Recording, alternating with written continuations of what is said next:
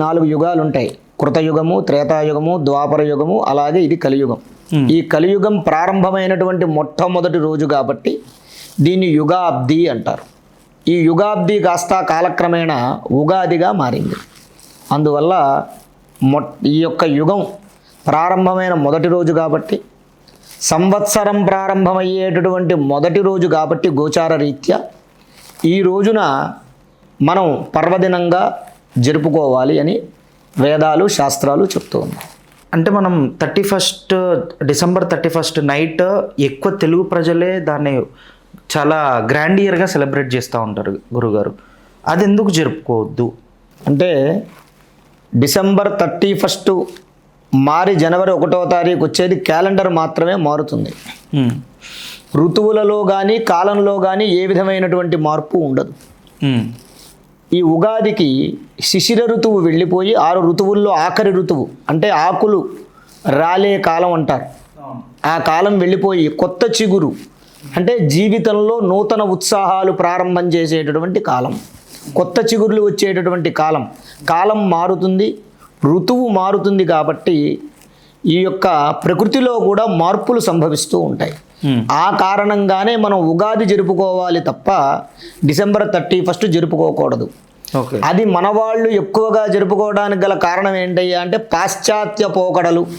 మనకి స్వాతంత్రం వచ్చి ఇన్ని సంవత్సరాలైనా సరే పాశ్చాత్యం అనేటటువంటి ఆ పైత్యం మనల్ని వదలని కారణం చేత వీళ్ళు జరుపుకుంటారు తప్ప వాస్తవంగా మనం ఉగాది జరుపుకోవాలి తప్ప జనవరి 1 జరుపుకోకూడదు. శ్రీ మహాగణాధిపతయే నమః. వేదా ఛానల్ ప్రేక్షకులకు పరాభవనామ సంవత్సర శుభాకాంక్షలు తెలియజేస్తూ ఓం మూషికవాహన మోదక హస్త చామరకర్ణ విలంబిత సూత్ర వామన రూప మహేశ్వర పుత్ర విఘ్నేశ్వర పాద నమస్తే శరణాగత దీనార్త పరిత్రాణ పరాయణే సర్వస్యార్తిహరే దేవి నారాయణి నమోస్తుతే. ప్రారంభం అనేది ఒక వినాయకుడు గణేశుడు పద్యంతో వింటే చాలా చాలా ఫీల్ చాలా బాగుంది గురుగారు. ఓకే, అసలు ఉగాది రోజు ఏ దేవుళ్ళని పూజించాలి? ఉగాది రోజు ఏ దేవుణ్ణి పూజించాలి అని అంటే ముందుగా కులదేవతల్ని గృహదేవతల్ని పూజించాలి.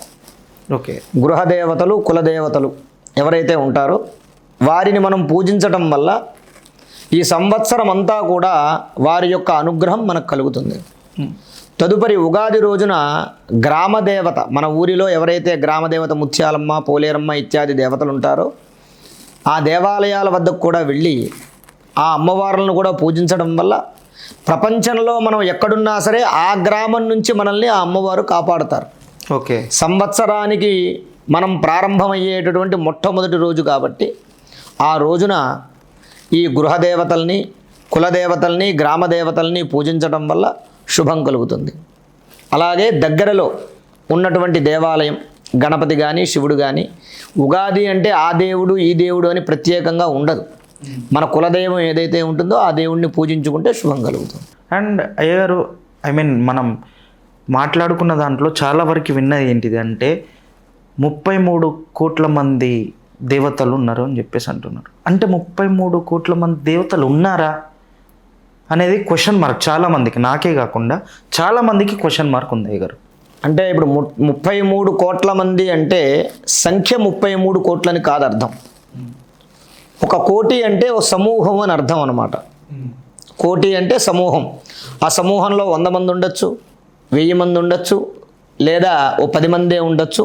సమూహాన్ని కోటి అనేటటువంటి అర్థంతో పిలుస్తారంటే సంస్కృత పదంలో సమూహాన్ని కోటి అంటారు. అంటే ఒక గ్రూప్ని కోటి అంటారు. ఓకే, అయితే ఈ 33 అనేది 33 డిపార్ట్మెంట్స్. ఇప్పుడు మామూలుగా ఒక ప్రభుత్వం ఉంది, తెలంగాణ రాష్ట్ర ప్రభుత్వం, ఆంధ్ర రాష్ట్ర ప్రభుత్వం ఉంది. ఈ ఉన్నటువంటి ఈ కోటాను కోట్ల ప్రజల్ని ముఖ్యమంత్రి గారు ఒక్కరూ పాలించడం వీలవుతుందా? వీలవదు.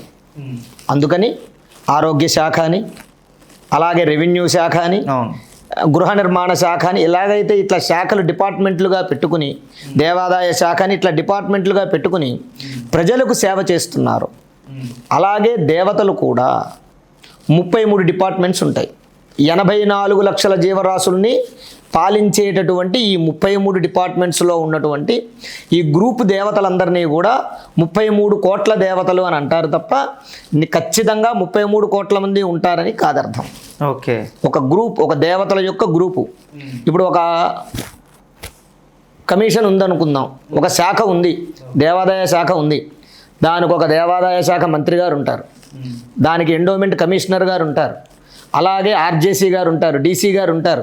అలాగే ఎలాగైతే ఈ ఉద్యోగస్తులు ఎలాగైతే చివరికి ఆఖరికి బంట్రోతు వరకు అటెండర్ వరకు ఎలాగైతే ఉంటారో అలాగే ఆ డిపార్ట్మెంట్లో కూడా ఒక్కొక్క శాఖకి కొంతమంది దేవతలు ఉంటారు. ఆ డిపార్ట్మెంట్లో ఉన్న వాళ్ళకి దేవతలని పిలుస్తారనమాట. ఎందుకు అంటే దేవతల ద్వారా నియమింపబడినటువంటి వాళ్ళెవరు వేరే వాళ్ళు కాదు. మళ్ళీ ఇప్పుడు ఇంద్రుడు ఉన్నాడు అనుకుందాం. ఇంద్రుడు అందరికీ రాజు. ఇంద్రుడు అంటే పూర్వకాలంలో గత మన్వంతరాల్లో ఉన్నటువంటి ఇంద్రుడే ఇప్పుడు పరిపాలిస్తాడని కాదు అర్థం. ఆయన సమయం, ఆయన ఎంతకాలం పీరియడ్ ఉందో ఇప్పుడు ముఖ్యమంత్రిగా 5 సంవత్సరాలు పరిపాలిస్తారు. అలాగే ఇంద్రుడికి కూడా ఇన్ని యుగాలు అనేది ఒక పీరియడ్ ఉంటుంది. ఆ పీరియడ్ అయిపోగానే మళ్ళీ ఇంకొకరు ఇంద్రుడు అనేటటువంటిది ఒక పోస్టు తప్ప ఆ పోస్టులోకి ఇంకొక పేరున్నాయని వస్తాడు. ఇంకో రాజుగారో లేకపోతే పూజ చేసుకునే వాళ్ళు ఇప్పుడు 100 యాగాలు చేస్తారు. 100 యాగాలు చేస్తే ఇంద్ర పదవి లభిస్తుంది. అలా ఎవరైతే 100 యాగాలు చేస్తారో, ఇక్కడ యాగము అని అంటే మంచి పని అని అర్థం, యజ్ఞయాగాలని కాదు. అన్నదానం కూడా ఒక యాగంతో సమానం. పరులకు ఉపకారం చేయడం ఒక యాగంతో సమానం. జీవితంలో మానవ సేవే ప్రథమార్థంగా చేసుకుని స్వార్థ చింతన లేకుండా అరిషడ్ వర్గాలను జయించిన వారు ఎవరైతే ఉంటారో వారు ఇంద్రుడు అవుతాడు. అలాంటి 100 యాగాలు చేయాలి. 100 యాగాలు చేస్తే వారికి ఇంద్ర పదవి లభిస్తుంది. అలా ఆ పోస్టు మారుతూ ఉంటుందన్నమాట. అంతేగాని ఒకళ్ళే ఆ స్థానంలో ఉండరు. మానవులు కూడా అనేక మంది గత యుగాలలో మానవులు కూడా ఇప్పుడు ఆంజనేయ స్వామి వారు ఉన్నారు. వారికి భవిష్యత్ బ్రహ్మ అనేటటువంటి పేరు. అంటే ఏంటి? ఆయనకి వచ్చే కల్పంలో ఇప్పుడు ఈ సృష్టి నాశనం అయిపోయిన తర్వాత నెక్స్ట్ కల్పం వస్తుంది. ఆ నెక్స్ట్ సృష్టిలో ఈ మనుషుల్ని తయారు చేసేది ఆయనే. ప్రాణం పోసే డ్యూటీ ఆయనదే. ఆయన భవిష్యత్ బ్రహ్మ అంటే బ్రహ్మగారి యొక్క పోస్టులో ఆయన ఉంటాడు.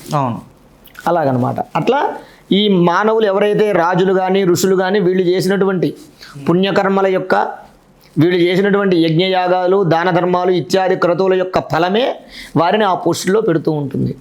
వారి యొక్క టైం అయిపోయిన తర్వాత ఒకళ్ళు వెళ్ళిపోతూ ఉంటారు, మళ్ళీ ఇంకొకళ్ళు ఎక్కుతూ ఉంటారు. అలా ఆ డిపార్ట్మెంట్లో 33 డిపార్ట్మెంట్స్ ఉంటాయి దేవతల్లో. ఈ మనుషులందరూ అంటే మనుషులనే కాదు, ఈ సృష్టిలో ఉన్న 84 లక్షల జీవరాశుల్ని రక్షించేటటువంటి వాళ్ళకి ఆలనా పాలన చూసుకునేటటువంటి డిపార్ట్మెంట్లు ఈ 33 అనమాట. వీళ్ళందరికీ హెడ్ ఆఫ్ డిపార్ట్మెంట్ ఎవరయ్యా అంటే పరమేశ్వరుడు. ఓకే. అది పరమేశ్వరుడు ప్రధానమంత్రి. ఎందుకంటే శివుడు ఆజ్ఞ లేనిదే చేమైనా కొట్టదు. ఇప్పుడు మన ప్రధానమంత్రి గారికి తెలియకుండా మనకేమీ జరగదుగా. అలాగా పరమేశ్వరుడు ప్రధానమంత్రి అనమాట. వారి యొక్క ఆజ్ఞానుసారం ఈ 33 కోట్ల దేవతలు అంటే 33 డిపార్ట్మెంట్లు కూడా నడుస్తాయి.